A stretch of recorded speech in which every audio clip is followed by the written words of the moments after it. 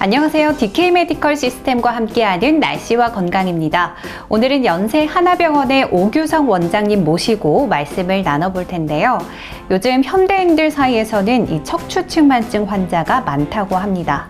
그런데 이 척추측만증을 제때 치료하지 않고 방치했다간 각종 합병증이 올 수도 있다고 하는데요. 오늘은 이 척추측만증과 그 치료법에 대해서 알아보도록 하겠습니다.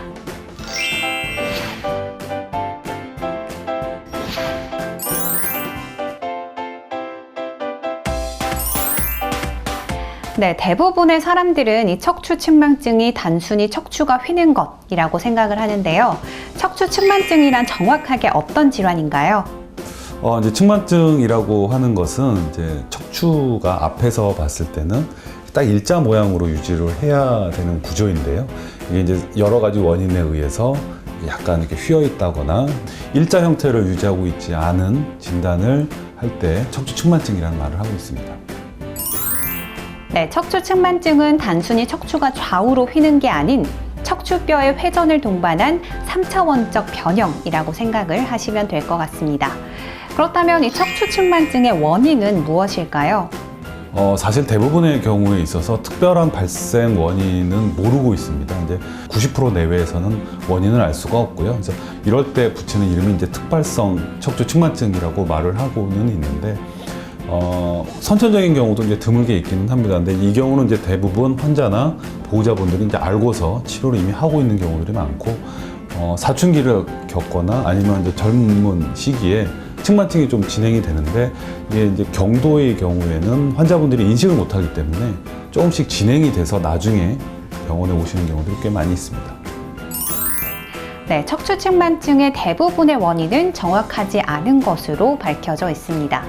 그렇다면 이 척추측만증의 진단은 어떤 방식으로 이루어지나요?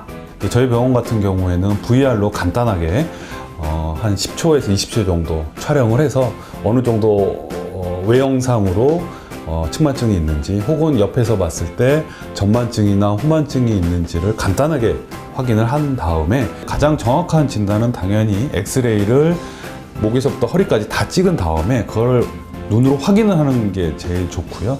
20도 이하는 경도라고 그러고 20에서 40도가 중도고 40도가 넘어가면 이제 심한 경우가 있기는 한데, 이 정도가 이제 심하면 눈으로만 봐도 알 수가 있기 때문에 이 정도 걱정해서 오시는 경우는 좀 드물고요.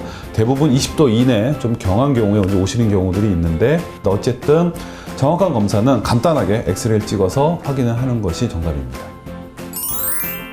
네, 마지막으로 척추측만증의 치료법과 또 생활 속에서 예방할 수 있는 방법을 소개해 주시죠.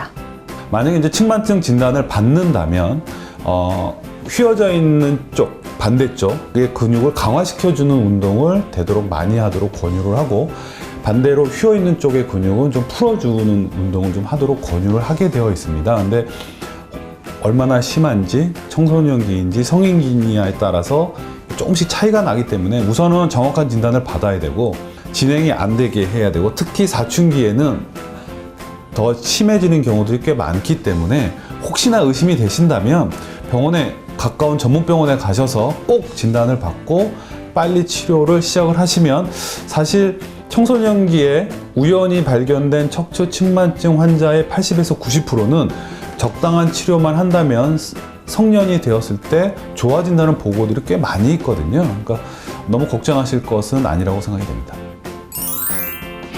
네, 오늘은 연세 하나병원의 오규성 원장님 모시고 척추측만증에 대해서 알아봤는데요.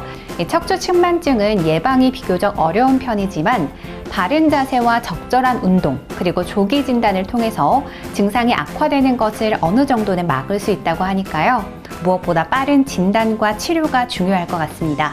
지금까지 날씨와 건강의 김단비였습니다.